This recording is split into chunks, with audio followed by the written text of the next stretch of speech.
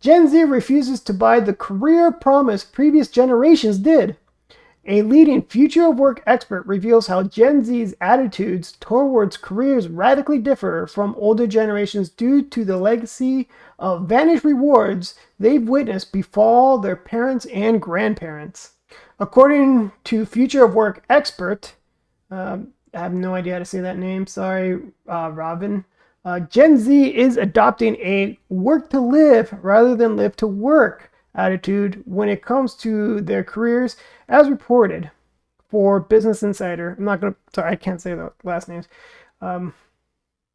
Anyway, I'm sure many of us are looking at this and be like, hey, because I did it, I suffered through it, you should too.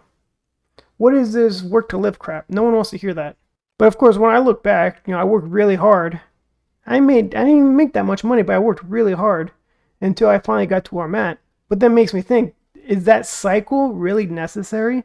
I mean, I guess it makes you humble, makes you appreciate things when you finally move up in life and you're getting paid way more and then your stress levels start dropping. But I'm curious of how is the future going to look for when you have a generation thinking about a work to live, not a live to work. Because it makes me think our employer is going to look at candidates, have two of them, one's who's all like, oh, I just want to work to live. I don't want to bust my butt for this pay. While the other one is saying, yeah, I'm willing to work hard and learn and I'm going to stick around and whatnot. Who do you think they're going to hire? Who serves as the global leader for transformation services at consulting firm Mercer, told the authors that Gen Z has very different attitudes toward work compared to previous generations. Yeah, I mean, previous generations worked harder. I mean, if you keep going back to the silent generation, they worked harder than the baby boomers. Baby boomers worked harder than Gen X, and it's just, people are just looking for just an easier job with better pay, and it's really hard to find that balance. That's why it adds to this whole no one wants to work, ideology that's been going on. But of course, no one wants to work. I mean, this isn't a Gen Z thing. It's been going on for a very long time. It's just a resistance between how much hard work someone puts in and how much do they get back. And people are feeling like they're not getting a lot back for how much hard work they're putting in. He explained that Gen Z is one of the first generations that is unlikely to accumulate more wealth than their parents or grandparents. Well, yeah, that's unfortunate, right? My current age, was they better than my parents? Maybe, probably, I don't know. My parents had a job and they had 5 kids, a house. I'm still trying to work on kids. I barely got a house finally. I have a good job, but I'm a millennial though. Now we're talking about Gen Z here specifically. Yeah, I get how they feel like they can't catch up. If money was not an issue, I'm sure people would be having more kids. Now I wonder if there's a correlation between unlikely to accumulate more wealth is because of this attitude of live to work. That might have something to do with it. Having lived through massive disruptions like the COVID-19 pandemic, Gen Z has seen the legacy of all these broken promises regarding job stability and retirement benefits that were once standard in the workplace. This work goes with the whole employer and employee distrust. There's no loyalty anymore. And we've all seen it. As a millennial, I went through in the 2008 financial crisis. I was laid off twice. No fault of my own, and I was not the only one. There was millions of people like that. And it taught us that any employer will fire you like that. They don't care. You're really just a number. You're just a help. You're just there to do a job and get paid and get out. Employers were willing to fire you like that. You're out that day. There's no 2 weeks notice, nothing like that. That's why I always stress to people, save your freaking money. Because you could get fired and kicked to the curb the next day. And you're better off having some backup plan, some money to get you by versus no money. Because when you have no money and you're laid off, life really, really sucks. Many millennials, we were just in our young 20s, just like where Gen Z is placed today. And we saw our parents get laid off and our grandparents get laid off during that 2008 financial crisis. So it taught us valuable lessons of, trust yet verify. That's why a lot of us stress, save your freaking money. They've seen that get taken away from the parents or grandparents. Yeah, just as I mentioned earlier. And we've all witnessed it. And those are tough times. And will we have a crash in the future? I don't know. Like, with how expensive things are, it can't last like this forever, though.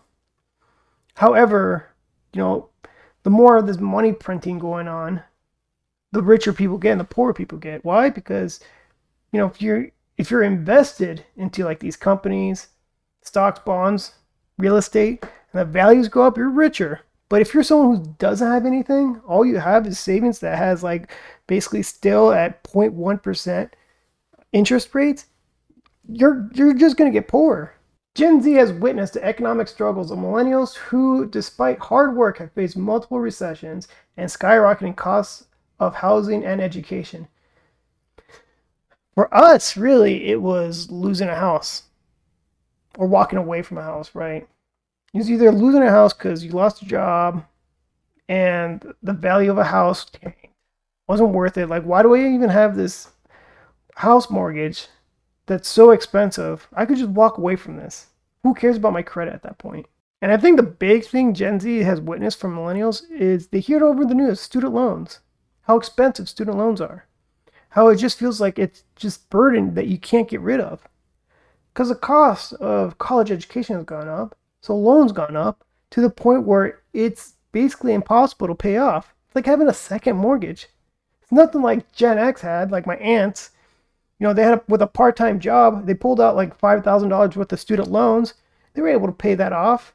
Now millennials have like 50,000 plus, and that takes forever to pay off. Can you imagine paying off a $50,000 loan right now with your current salary? It's going to be hard, plus interest. This has fueled Gen Z's quiet quitting movement and their reluctance to devote themselves fully to jobs that may never enable financial stability.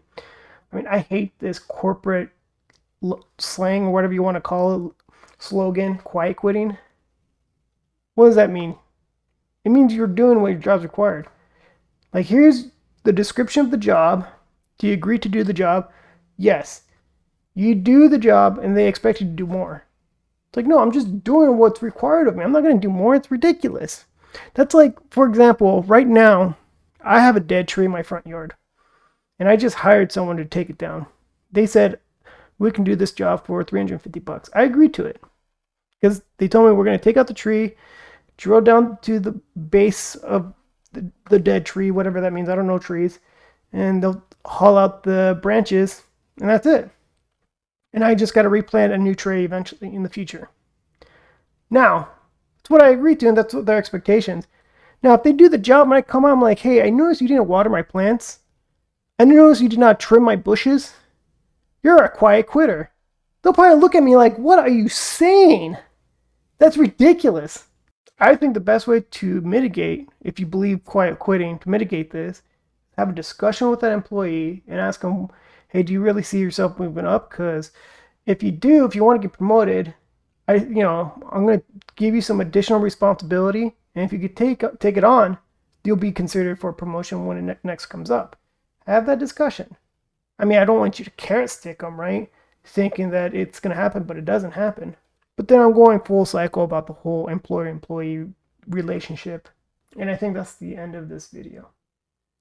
Yeah. So I just want to go back to this part again. You know, Gen Z adopting a work to live rather than a live to work.